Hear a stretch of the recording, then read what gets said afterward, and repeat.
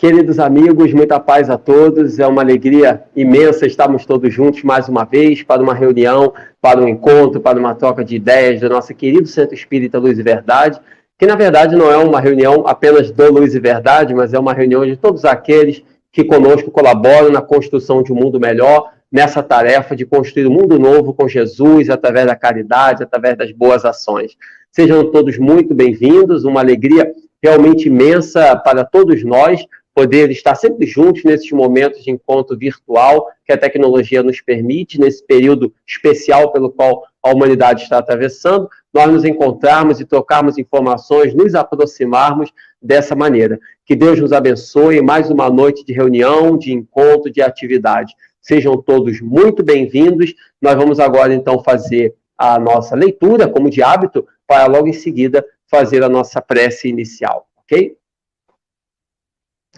O nosso livro é o livro Fonte Viva, de Chico Xavier, pelo Espírito Emmanuel. E a página é Acorda e Ajuda. Lição 143. Segue-me e deixa aos mortos o cuidado de enterrar os seus mortos. Jesus. Mateus. Jesus não recomendou ao aprendiz deixasse aos cadáveres o cuidado de enterrar os cadáveres, e sim conferisse aos mortos o cuidado de enterrar os seus mortos. Há, em verdade, grande diferença. O cadáver é carne sem vida, enquanto que um morto é alguém que se ausenta da vida. Há muita gente que perambula nas sombras da morte sem morrer. Trânsfugas da evolução cerram-se entre as paredes da própria mente, cristalizados no egoísmo ou na vaidade, negando-se a partilhar a experiência comum. Mergulham-se em sepulcros de ouro, de vício, de amargura e ilusão. Se vitimados pela tentação de riqueza, moram em túmulos de cifrões. Se derrotados pelos hábitos perniciosos, encarceram-se em grades de sombra.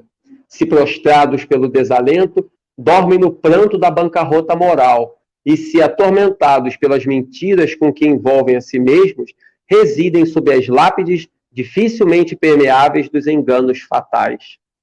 Aprende a participar da luta coletiva. Sai cada dia de ti mesmo e busca sentir a dor do vizinho, a necessidade do próximo, as angústias de teu irmão e ajuda quanto possas. Não te galvanizes na esfera do próprio eu. Desperta e vive com todos, por todos e para todos, porque ninguém respira tão somente para si.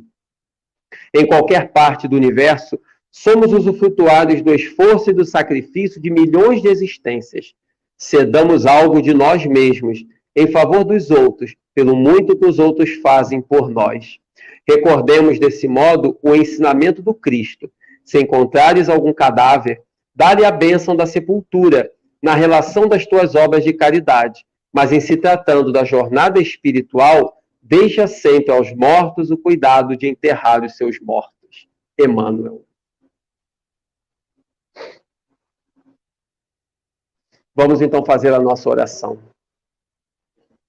Bom e amado Mestre Jesus, mais uma vez, Senhor, nos encontramos em Teu santo nome, desejosos de refletir sobre a Tua mensagem de luz, para que possamos crescer, aprender, amadurecer e fortalecer em nós o que o Senhor nos ensinou, a fé, a esperança e a caridade. Que o amor a Deus sobre todas as coisas e o amor ao próximo seja sempre o farol das nossas vidas, a fim de que sejamos cada vez melhores para nós mesmos e para todos aqueles que estão à nossa volta e possamos dar a nossa contribuição na construção de um mundo melhor. Se conosco, Senhor, que a Tua paz nos abençoe e nos ilumine os nossos lares e a todos nós, para que tenhamos o Senhor em nosso coração, hoje, agora e sempre. Muito obrigado por tudo, ser conosco e graças a Deus. Bom, meus amigos, muita paz a todos, sejam todos muito bem-vindos para aqueles que estão chegando agora após a nossa prece, muita paz, muita luz, muita alegria, que Deus nos abençoe em mais uma noite de reunião. A nossa temática de hoje é de Hippolyte a Kardec. É uma reflexão sobre a vida do nosso querido codificador da doutrina espírita, um dos maiores apóstolos que já pisou na face da Terra, um dos maiores seres humanos que já pisou no mundo, e nós vamos então refletir sobre essa temática de Hippolyte a Kardec. Que Deus nos abençoe. Falar da vida do nosso codificador, nós poderíamos ficar aqui a noite inteira, a semana inteira, e não seria tempo suficiente para falar de todos os seus feitos, todos os seus atos, tudo aquilo que ele realizou. Então, nós vamos procurar enxugar o máximo possível nesse curto espaço de tempo, para termos uma noção exata, ampla, daquilo que foram os pontos principais da vida do nosso codificador e da contribuição que ele deu para a nossa humanidade. Desde o período em que ele nasceu até tudo o que ele pôde fazer pelo bem de todos nós, caracteriza um espírito muito elevado, que veio ao mundo com uma missão muito específica de dar uma imensa colaboração ao progresso humano e fazer com que cada um de nós pudesse conhecer de forma mais profunda a sua realidade espiritual e os verdadeiros objetivos da vida na Terra. O período que ele nasceu foi um período muito especial, porque tudo da humanidade obedece a um processo de evolução. Toda vez que Deus quer enviar grandes revelações ao mundo, e ele constantemente envia descobertas, revelações, novas ideias, novas conquistas, essas conquistas sempre vêm num período em que a humanidade está preparada para recebê-la. Toda vez que uma conquista se viesse antes do período aprazado da preparação, ela não daria os mesmos frutos. Então é necessário que as conquistas, elas venham, os progressos tecnológicos, religiosos, culturais, científicos, sejam quais forem, filosóficos, sejam quais forem, é necessário que as novas descobertas, os novos ensinamentos surjam no momento em que a humanidade esteja preparada para entender aquele ensino, esteja preparada para absorver aquele conhecimento, porque a Terra, a humanidade, é como um terreno que nós estamos preparando. Para poder semear e o terreno e a semente poder crescer e multiplicar e florescer, é necessário que o terreno esteja preparado. De nada adianta nós lançarmos sementes e o terreno não ter qualquer tipo de preparação. A semente irá morrer e não terá nenhum fruto. A mesma coisa a humanidade. É necessário que a terra esteja preparada. E nós lançando, e Deus lançando suas sementes, essas sementes então se multipliquem, mas o terreno precisa estar preparado para isso. Ou seja, a humanidade precisa estar em condições de compreender. Assim tem sido em todo o progresso humano com os mais variados conhecimentos. E não poderia ter sido diferente com a doutrina espírita. Jesus havia anunciado, quando esteve na Terra, que muitas coisas poderia nos dizer, mas que nós não poderíamos suportar naquele momento. Mas quando viesse o Consolador, o Espírito de verdade, que o mundo não vê e não conhece, mas que a vós conhecê-lo-eis, ou seja, aqueles que tiverem essa sensibilidade, quando viesse o Consolador, ele ensinaria coisas novas, que ao tempo dele, do mestre, não podíamos compreender, e diria outras que, por certo, esqueceríamos. Esse Consolador, que é o Paracleto, como disse Jesus, é o advogado, falará por nós e nos trará coisas que não tínhamos condição de entender naquele período. E passados mais de 1.800 anos, então o Consolador veio na figura da doutrina espírita, na figura do espiritismo, que é a filosofia do cristianismo redivivo, que é Jesus que voltou, como ele anunciou que voltaria, mas não em corpo físico, material, mas na sua mensagem de luz, que ficará perene na terra e nunca mais ninguém conseguirá apagar essa chama. Aquele período, então, que a doutrina espírita veio à Terra, foi um período maravilhoso. E Jesus, como sempre envia os seus missionários ao mundo, enviou naquele período do século XVIII para o século XIX, grandes missionários à Terra, para que esses missionários cumprissem essa grande missão. Porque tudo se realiza em equipe. Nenhuma grande obra acontece com o trabalho de uma pessoa só, de um homem ou de uma mulher. É necessário uma grande equipe para que coisas grandiosas aconteçam. E é natural que um ou outro esteja à frente pela missão que tem a desempenhar. Então, inúmeros espíritos foram enviados à Terra do século XVIII para o XIX, mas um deles em especial, que seria o grande farol a coordenar a mensagem da nova revelação. Mas é necessário entendermos o momento. A humanidade chegou num ponto em que não se aguentava mais intelectualmente o materialismo, a descrença, a falta de proposta e de certeza da nossa realidade espiritual. No final do século XVIII, Perdão, no final do século XVIII, é isso mesmo, ali por volta de 1789, 1790, aconteceu a famosa Revolução Francesa. A Revolução Francesa mudou para sempre a história da humanidade, porque com ela se conseguiram inúmeras conquistas sociais, culturais, de organização. Por exemplo, a organização hoje da sociedade em partidos políticos, a organização em instituições, em visões políticas, direita, esquerda, isso ou aquilo, tudo isso começou com a Revolução Francesa.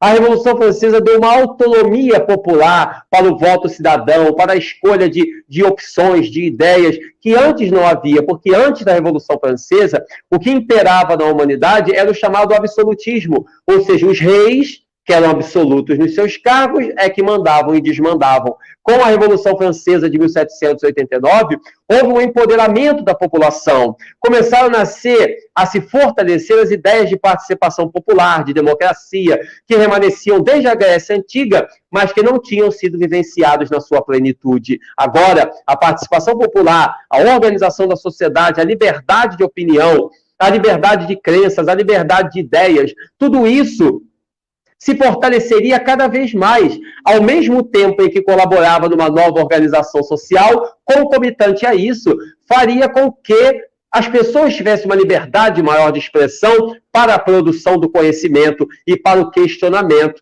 das ideias vigentes, se fosse necessário, o que seria fundamental para as ideias novas que surgiriam. E junto com a Revolução Francesa, destacaríamos também como outro movimento fundamental naquele período que precedeu a doutrina dos espíritos, foi o movimento iluminista.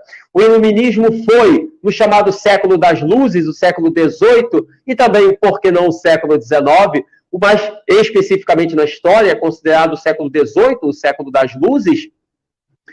O movimento iluminista, que foi envolvido por grandes intelectuais e filósofos como Voltaire, Rousseau, Diderot e tantos outros, também abriria um novo caminho, um novo trilho a ser caminhado, porque eles dariam margem ao questionamento, à razão, e não ao dogma cego, puro e simples, permitindo que a cultura começasse a se espalhar e a humanidade amadurecesse cada vez mais com o livre questionamento e com a busca não apenas da fé, mas da razão vinculada à fé. Foi nesse ínter em que a humanidade se debatia sobre essas novas questões. O iluminismo, especialmente francês, mas da Europa como um todo, na época os acontecimentos eram basicamente europeus, embora os outros continentes também dessem sua contribuição, mas a cultura, o coração da cultura mundial era basicamente a Europa. Ao lado do movimento iluminista, a Revolução Francesa, colaborando na organização social e na participação das pessoas, junto com isso também crescia um turbilhão de ideias religiosas, mas simultâneo a elas o materialismo, a descrença também crescia. A religião crescia e o materialismo também, porque a religião, não estando pautada no raciocínio lógico, sendo apenas um artifício de fé, fazia com que muitas pessoas se afastassem dela. Porque se eu sou um homem de ciência, um homem de razão, como que eu vou mergulhar em algo que abandona a razão, que era apenas a fé? Então, aqueles que eram pessoas de ciência não queriam saber da fé. Então, a fé e a ciência caminhavam separadas e o materialismo começou a crescer, porque aqueles que eram homens de razão, que eram pessoas de razão, não se identificavam com a fé. Era mais uma colaboração, entre aspas, nesse turbilhão de ideias. A humanidade vivia, portanto, esse paroxismo, esse auge da agonia intelectual e das transformações. E Jesus, enviando ao mundo os seus missionários, chegou o momento em que ele enviaria o seu missionário maior para aquela ocasião, para a missão tão esperada, que era a edificação das novas bases estruturais do pensamento metafísico e espiritual da humanidade, que seria o nosso querido codificador. No princípio do século XIX, no dia 3 de outubro de 1804, em Lyon, na França, mergulha no corpo, reencarna-se o espírito de Allan Kardec. 3 de outubro de 1804 em diante. Curiosamente, no mesmo ano em que Napoleão Bonaparte se sagrou imperador da França, 2 meses antes. Napoleão Bonaparte se sagrou imperador em dezembro do mesmo 1804. Naquele momento inesquecível que ele quebrou o protocolo e, ao invés de ser coroado, ele se autocoroou Napoleão e realizou aquelas conquistas que nós conhecemos, que a sua vida é muito polêmica, mas curiosamente, no mesmo ano.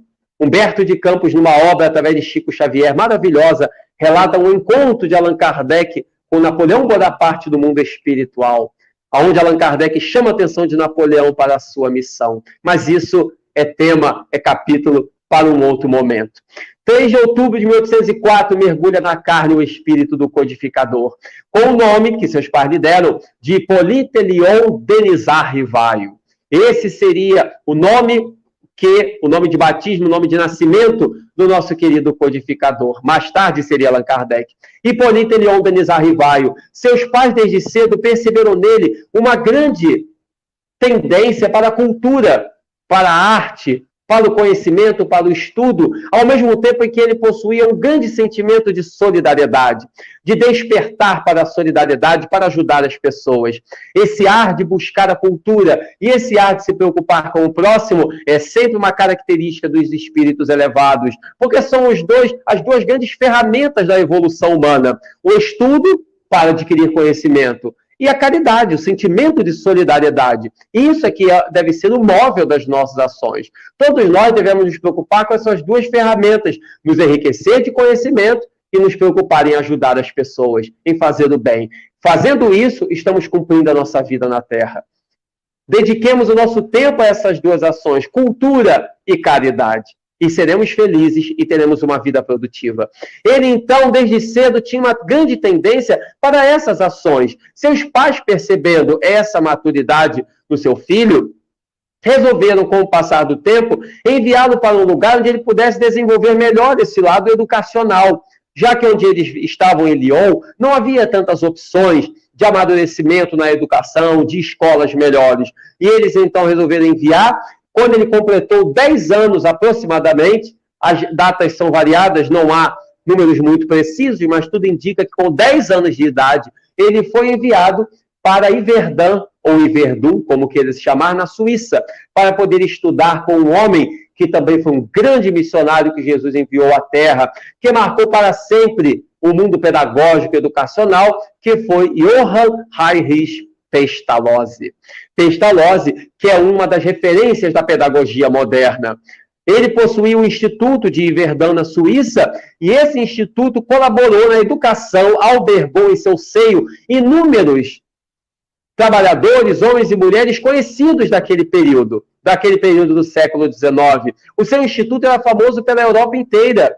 As pessoas buscavam, porque ali estava a referência cultural que se poderia ter quem quisesse ter uma boa educação, quem quisesse se projetar culturalmente melhor, a referência do Instituto de Pestalozzi. Ao chegar lá, muito jovem, 10 anos, praticamente uma criança, o nosso querido Hippolyte Léon Denisard Rivaio foi se dedicar aos estudos com Pestalozzi e se identificou de tal maneira que formaram um laço de amizade único, ao ponto que Pestalozzi confiava tanto nele, que diz a lenda que muitas vezes, com o passar do ano, embora Denisard ainda adolescente, mas Pestalozzi muitas vezes confiava nele, tomar conta do instituto, ensinar alguns alunos que tinham mais dificuldade, tamanha confiança que possuía em Denisard Rivaio e tamanho amadurecimento que Rivaio demonstrava para ele. Esse período foi fundamental, porque quando seus pais enviaram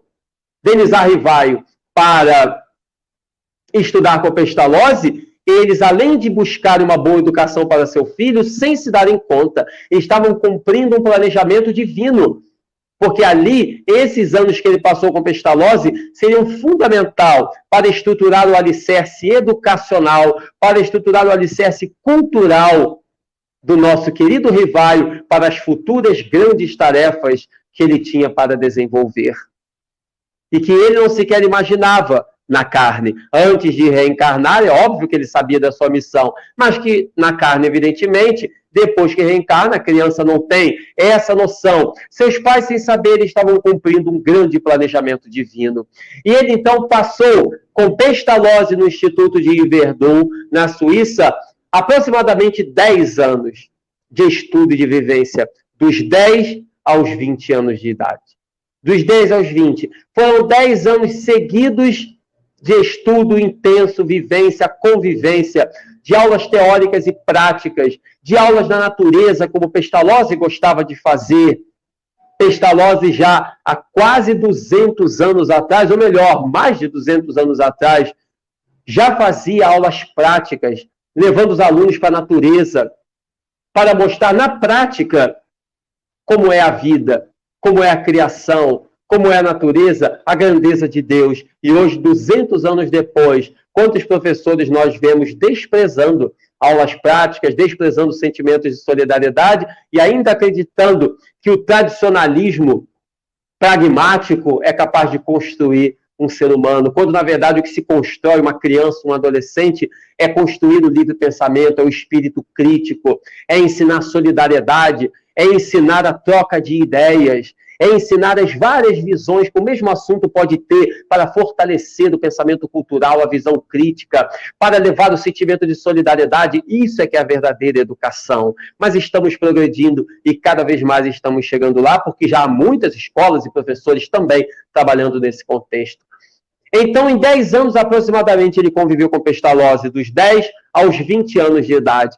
Quando completou 20 anos, ele retornou a Paris, já adulto, já um homem mais feito com a vida e com as experiências, ele retorna a Paris. E ao chegar em Paris, Denis Arrivai vai tomar contato com a cultura vigente. E ao tomar contato com a cultura vigente,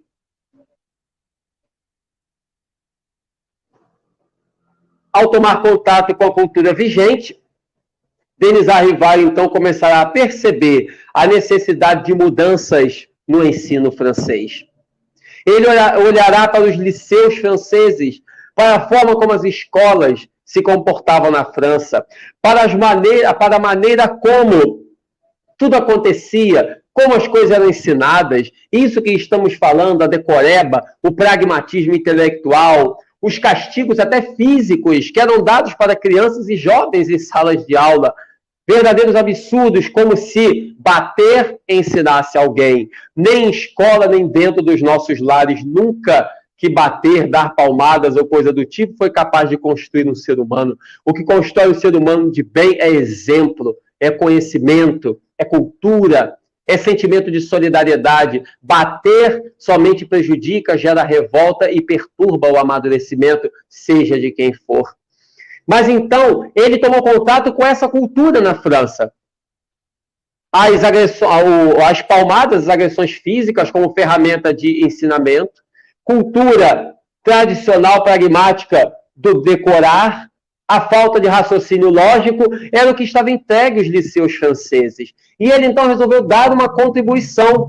Como fazer para dar uma colaboração? Ele então começou a trabalhar, entrou para o magistério, foi dar aula no território francês, nas escolas, em Paris, que era o epicentro da cultura mundial, onde ele se encontrava. Muitas pessoas até hoje se perguntam por que o espiritismo surgiu na França e por que surgiu mais especificamente em Paris. A resposta é muito simples. É porque a França era o epicentro da cultura do mundo. É porque a França era o centro do conhecimento mundial. Então precisava o espiritismo surgir num lugar onde chamasse a atenção da humanidade. Porque se viesse num lugar onde não tivesse qualquer tipo de expressão mundial, a doutrina poderia morrer no seu nascimento. É como se hoje surgisse uma grande descoberta em um pequeno país desconhecido de um continente aonde as pessoas não dão o devido valor. Ficará lá mesmo. Mas se surge em um país mais desenvolvido, isso rapidamente vai para a mídia. O que acontece hoje acontecia também naquela época. Era necessário que o espiritismo surgisse ali. Mas, por enquanto, ele ainda não havia surgido. Nós estamos em 1824, aproximadamente, com o nosso querido Denis Arrivai, o nosso professor, chegando a Paris, tomando contato com a cultura vigente e percebendo a necessidade de mudança. Ele começa a dar aula, começa a dar palestras, começa a escrever livros para dar uma contribuição no ensino francês.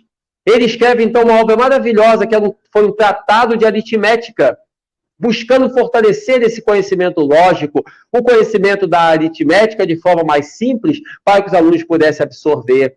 Ele escreve também um tratado para a melhoria do ensino público da França. Um livro, um pequeno livro, onde ele dá metodologias, características, ideias, para que se pudesse melhorar o ensino da França. Tratado para a melhoria da educação pública francesa. Eu tenho essa obra maravilhosa, quem tiver a oportunidade de ler, onde ele, naquela época, 200 anos atrás, já dava ideias e melhorias que são extremamente atuais para o ensino da França, e que vale para a humanidade inteira, aonde ele levantava que os alunos deveriam aprender o que deve ser aprendido. E não aprender coisas durante muitos anos e depois esquecer tudo.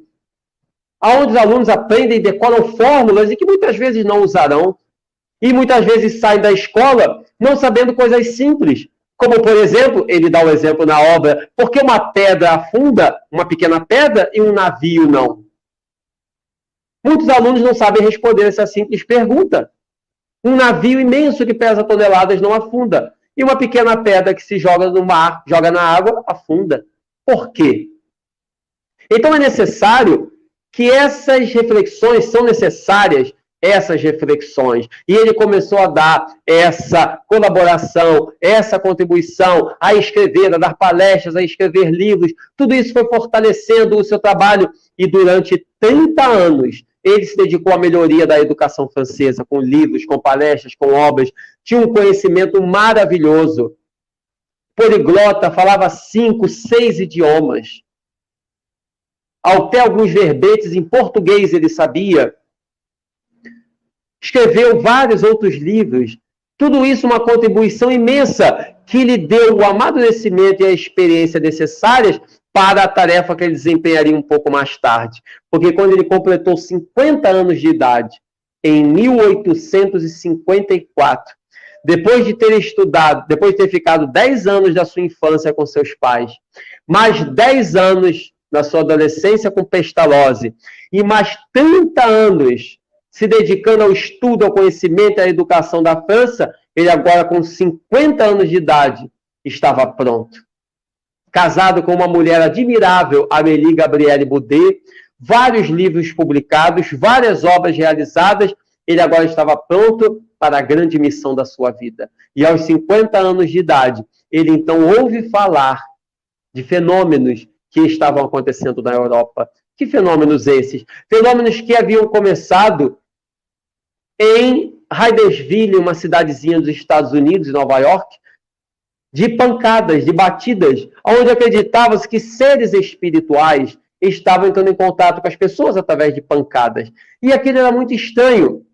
É uma longa história, como surgiram os fenômenos de Hydesville, com as irmãs Fox, o espírito que se manifestou. Infelizmente, não há tempo hábil para narrar tudo, mas recomendamos aos amigos, quem desejar conhecer, é fundamental, especialmente nós espíritas, mas todos aqueles que desejam conhecer bem a história das religiões, entender o surgimento do espiritismo. No livro, por exemplo, As Mesas Girantes e o Espiritismo, publicado pela Federação Espírita Brasileira, traz toda a história daquele período. Também a biografia de Zeus Van Tuyl e Francisco Thyssen, Allan Kardec, é uma biografia de Allan Kardec, narra toda essa história. É uma obra de 2 volumes, publicada pela Federação Espírita Brasileira, também maravilhosa. São 2 livros fenomenais para entender bem esse período. Mas então, os fenômenos começaram a se espalhar. Através de pancadas, os espíritos se manifestavam. E ao se manifestar, naturalmente, alguma coisa estava acontecendo. Cada um falava uma coisa. Será que não era magnetismo? Será que não era fraude? Será que não era uma farsa? Poderia ser tanta coisa, mas os fenômenos se espalharam e chegou aos ouvidos do nosso querido professor Denizar Rivaio. Cada um dava uma ideia, será que não era eletricidade? Porque além de pancadas, objetos se moviam sozinhos. Cadeiras e mesas se movimentavam e ninguém sabia a explicação. Não era mágica, não era ilusionismo, porque se descartaram todas essas possibilidades nas investigações. Se fosse qualquer tipo de truque, teria se descoberto. Qualquer um descobre um truque, só não se descobre porque nós vemos alguém fazendo um truque e nós vemos a distância. Mas se nós chegarmos perto e ver a pessoa fazendo, nós vamos descobrir como é o truque.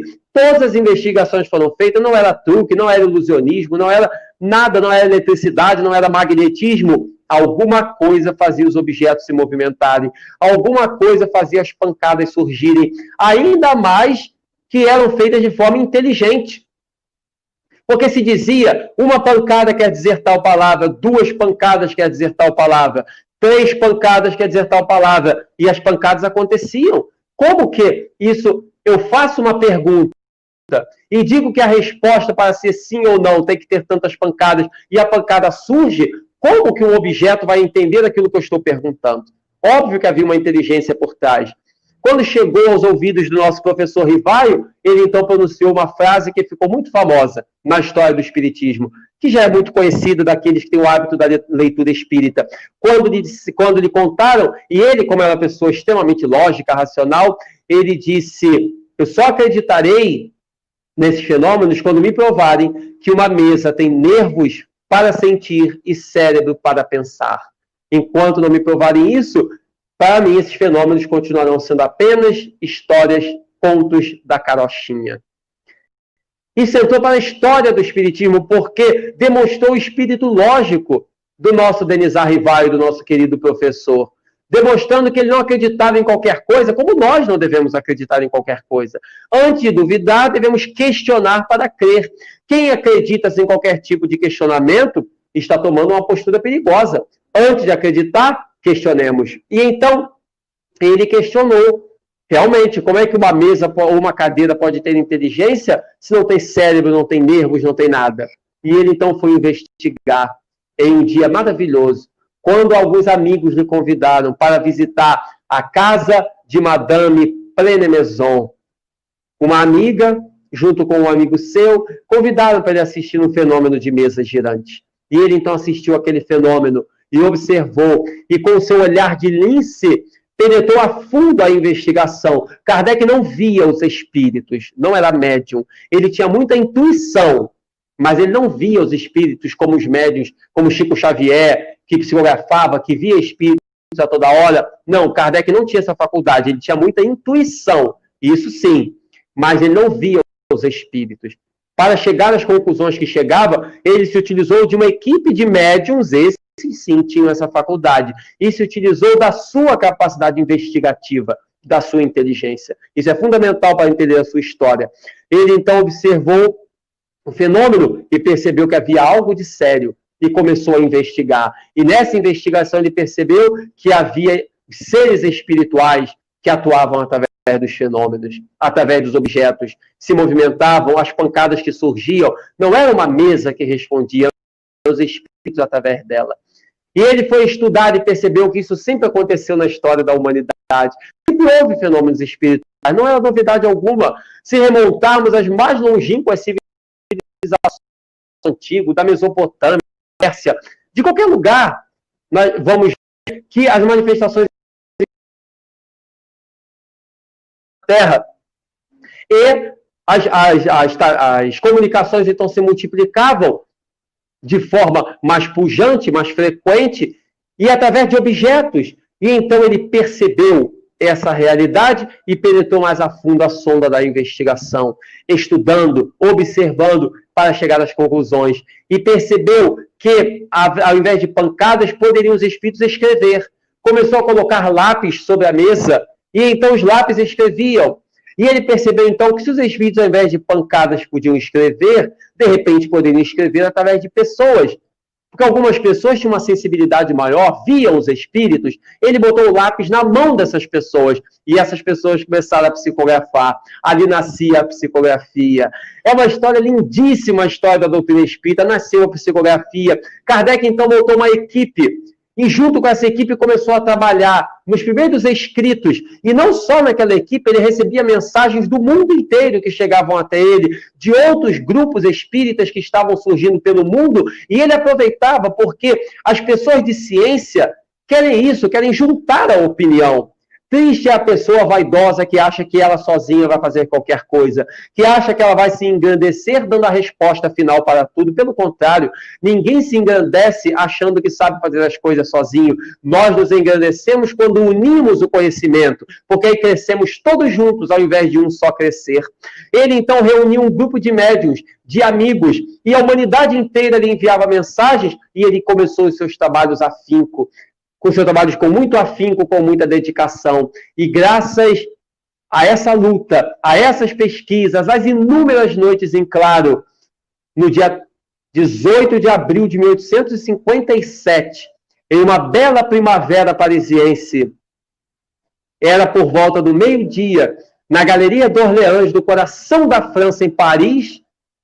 Então chega um caminhão na livraria Danty, de um livreiro conhecido seu, chegava um caminhão com 1.500 obras, que seria a primeira edição do Livro dos Espíritos. 1.500 obras, a primeira edição do Livro dos Espíritos. Estava ali, agora fincada, a base do que seria a doutrina espírita. A doutrina dos espíritos, ou espiritismo, ou doutrina espírita, o que é a mesma coisa. E no Livro dos Espíritos, ao invés de colocar o nome Denis Arrivaio, ele opta por o nome Allan Kardec. Por quê? Duas razões. As pessoas se perguntam por que ele optou por outro nome. Duas razões. Uma, porque ele optou por esse nome, por ter sido um nome seu em outra encarnação que os espíritos lhe falaram, que ele havia sido um sacerdote druida. E ele então optou por esse nome. E a outra razão, que é uma consequência, ou melhor, a primeira foi consequência dessa, ele optou por esse nome de outra encarnação, por essa causa que eu vou falar agora. Porque o seu nome, Denis Arrivaio, era muito conhecido em território francês. E exatamente ser muito conhecido pelo seu trabalho na educação, pelos livros que publicou, é que ele não queria vincular. Não teria que ser mais um livro do professor Rivaio. Tinha que ser um livro novo, começando do zero, com novos conhecimentos. Então ele publicou o Livro dos Espíritos, porque não era um livro dele, era dos espíritos. E o nome Allan Kardec, para ser um escritor novo, não aquele escritor que já havia publicado várias obras. E aí começa o trabalho, ou melhor, dá-se continuidade ao trabalho da codificação espírita. E do Livro dos Espíritos, e nós poderíamos ficar aqui discorrendo, infelizmente o tempo é curto, mas discorrendo sobre toda a obra da codificação. Alguns anos depois ele publicaria o Livro dos Médiuns, em 15 de janeiro de 1861, 4 anos em pós. Alguns anos depois ele publica o Evangelho segundo o Espiritismo, a obra espírita que demonstra que o Espiritismo é uma religião cristã, que na época se debatia se o Espiritismo era ou não uma religião, e Kardec publica o Evangelho segundo o Espiritismo, então deixa taxativamente que o Espiritismo é uma religião, e é uma religião cristã, porque tem em Jesus o seu modelo e guia, o seu mestre, o seu farol. Alguns anos depois ele publica o Céu e o Inferno, e mais alguns anos após ele publica a Gênese, e essas 5 obras formam a codificação kardeciana, ou o Pentateuco kardeciano, como se prefira, o alicerce da doutrina espírita. Fora o livro O que é o Espiritismo, que foi publicado. Fora o livro Obras Póstumas, que eram anotações suas publicadas após a sua morte. Fora as revistas espíritas, que tinham uma publicação hebdomadária, uma publicação semanal. E essa publicação semanal, que depois se tornou mensal, ele escrevia artigos. Já que os livros ele publicou de 3 em 3 anos, 4 em 4 anos, ele publicava revistas semanais e mensais com artigos, com reflexões sobre o Espiritismo. Mais tarde, essas revistas mensais foram unidas para formar livros. E hoje nós temos as revistas espíritas em forma de livro, do ano de 1858, 1859, 1860, de 11 anos, de 1858 a 1869. 11 anos de revista espírita, exatamente por conta desses escritos dele que eram unidos para a publicação. Ergueu também a Sociedade Parisiense de Estudos Espíritas, o primeiro centro espírita da humanidade, porque ele sentiu a necessidade, porque ele realizava as sessões na sua casa, na casa de amigos, em salões extras, mas ele percebeu que era necessário ter um lugar. Não era ideal fazer reuniões na sua casa ou na casa de outros, ou em salões quaisquer, ter um lugar específico. E ele então funda a Sociedade Parisiense de Estudos Espíritas. Então, Kardec ali agora tinha o Centro Espírita e as obras, a Sociedade Parisiense de Estudos Espíritas, que foi o primeiro centro espírita da humanidade, dando início ao movimento espírita, porque outras instituições começariam a surgir a partir dela, e então as obras começariam a se desenvolver. E longos atos de heroísmo, problemas de saúde os mais variados, ataques que ele sofreu, traições, calúnias, lutas as mais variadas que o nosso codificador viveu. Mas, no entanto, o seu espírito de amor e dedicação, a sua esposa, Amélie Gabrielle Boudet, maravilhosa, que ao lado dele realizou a codificação da doutrina espírita, que esteve com ele o tempo inteiro trabalhando na codificação da doutrina. Um espírito admirável que foi Amélie Gabrielle Boudet. E esse casal extraordinário muda, podemos dizer, o rumo da história da humanidade, porque nunca mais o conhecimento religioso, filosófico e científico seriam os mesmos. E não apenas o lado cultural, mas o seu sentimento de caridade. Quantas vezes Kardec saía pelas ruas, ele e sua esposa, para poder levar alimentos, roupas, para pessoas necessitadas, para os moradores, os mendigos das ruas de Paris. Ele e sua esposa, muitas vezes sozinhos, apenas os dois, levando doações, alimentos, ajuda para as pessoas que viviam nas dificuldades das ruas de Paris. E ele, muitas vezes, quando enviava doação a alguém, muitas vezes não colocava o seu nome, ou escrevia apenas da parte dos bons espíritos. E fazia as suas doações, os seus gestos de caridade. A sua vida inteira foi um gesto de caridade. Tudo isso, meus irmãos, demonstrou a grandeza do seu espírito fantástico que veio à Terra. E, como acontece com todos nós, chega o dia em que Deus nos chama de volta para o lar espiritual. E num belo dia, 31 de março de 1869, ele então estava em sua casa trabalhando. Aos 65 anos incompletos, 64 anos e meio para ser mais exato, os 65 anos incompletos, ele estava em casa trabalhando e alguém bateu na porta. E quando ele se levantou para abrir, ele então foi fulminado pela ruptura de um aneurisma, por um problema cardíaco que possuía e morreu dentro do seu lar. Morreu dentro de casa, fulminado pela ruptura de um aneurisma, por esse problema no coração, desencarnou ali. E partiu para a pátria espiritual, um dos maiores espíritos que já pisou na face da Terra. Kardec entrega sua alma a Deus. Sua esposa e seus amigos continuam o trabalho, de alguma forma, reunindo seus escritos, publicando, mantendo as tarefas. E ele conclui a sua missão com plenitude do missionário que entregou a sua vida pela causa da humanidade. Ele foi enterrado no cemitério de Montmartre. E um ano após, os seus restos mortais foram transferidos para o Père-Lachaise, em Paris, que é o cemitério mais famoso da Europa, na França. É o cemitério mais famoso de toda a Europa, está em Paris. Inúmeras pessoas famosas estão enterradas lá.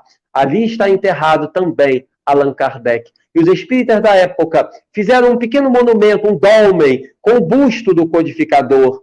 Não por qualquer luxo ou qualquer tipo de bajulação, mas para que servisse de lembrança, de exemplo e de visitação, a fim de que pudessem colher na história da sua trajetória na França o símbolo do grande missionário que Jesus enviou à Terra.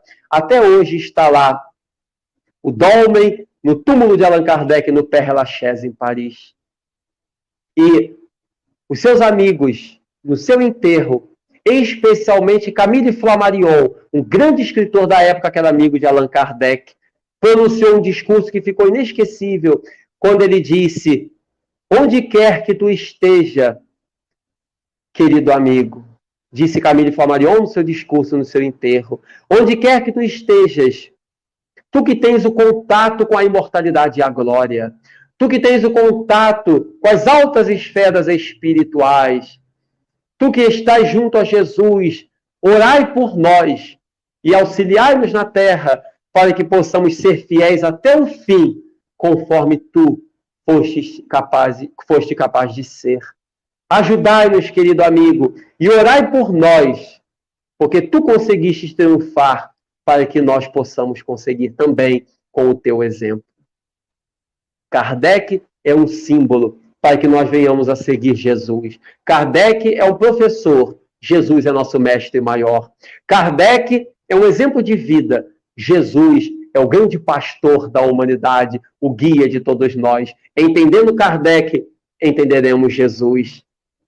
Seguindo os ensinamentos de Allan Kardec, estaremos seguindo os ensinamentos de Jesus, porque um e outro é a mesma coisa. Então, Jesus é acima de tudo, mas Kardec é um exemplo também que a humanidade tem de seguir na senda correta da caridade universal. Era essa, meus irmãos, a mensagem da noite de hoje. Queremos agradecer o carinho da presença de todos os irmãos. Queremos agradecer a todos aqueles que participaram. Não temos hoje o nome das casas, infelizmente. Normalmente nós relatamos, né, o nome das instituições presentes, mas hoje não conseguimos fazê-lo. Perdoe-nos a falha técnica. Mas agradecemos a todas as casas, todos os amigos, todas as instituições espíritas ou não que estão presentes conosco. Receba o nosso carinho, o nosso abraço. Vocês são maravilhosos, são muito especiais. Prossigamos firmes e fiéis. Lembrando que nós temos em nossa casa o grupo de iniciação ao Espiritismo, que é onde, por algumas semanas, nós aprendemos coisas básicas da doutrina espírita. E esse grupo está acontecendo online também, sempre antes das palestras. Quartas e sextas, às 7 horas da noite. Domingos, às 10 horas. Domingo é após a palestra. Quarta e sexta é antes da palestra, 7 horas da noite. Para acessar esse grupo, basta entrar no site www.celv.org.br, celv.org.br, e lá está a informação desse grupo e todas as demais atividades da casa.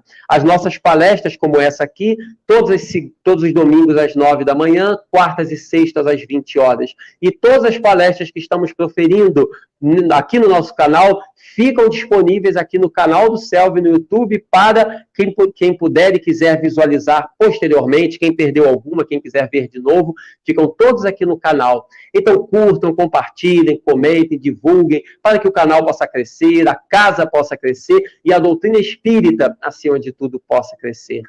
Então, meus amigos, feitos todos esses agradecimentos, nós vamos fazer a nossa oração para logo em seguida encerrar as nossas atividades, mais uma vez agradecendo a todos. Vamos orar. Bom e amado Mestre Jesus, muito obrigado, Senhor da vida, por mais um momento de amor e fé, onde unimos os nossos corações nesses laços de luz que o Senhor nos concede. Que teu amor, Senhor, desça sobre nós e que o teu exemplo sublime, assim como o exemplo de Allan Kardec, possa brilhar em nossas almas, para que a caridade e a fé, o estudo e o amor, presentes em pensamentos, palavras e ações, nos tornem verdadeiros cristãos, espíritas verdadeiramente, servidores do teu evangelho de amor. Sê conosco, Senhor da vida. Muito obrigado por tudo. Abençoa todos nós, hoje, agora e sempre. Que assim seja, graças a Deus.